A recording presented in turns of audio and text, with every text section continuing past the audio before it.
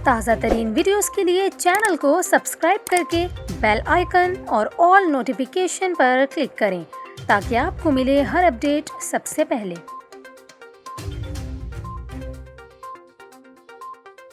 और अभी आपको बताएं, जामिया कराची के तलबा को ब्लैकमेल और हरासा करने वाले 2 मुल्जिमान गिरफ्तार कर लिए गए। FIA साइबर क्राइम ने कार्रवाई करते हुए जामिया कराची के तलबा को ब्लैकमेल करने और हरासा करने वाले 2 मुल्जिमान को गिरफ्तार कर लिया। FIA साइबर क्राइम का ये कहना है कि मुल्जिमान छिपकर तलबा की वीडियोस बनाते थे। तफ्तीश करने पर मुल्जिमान 7 जोड़ों की ब्लैकमेलिंग में मुलव्विस निकले।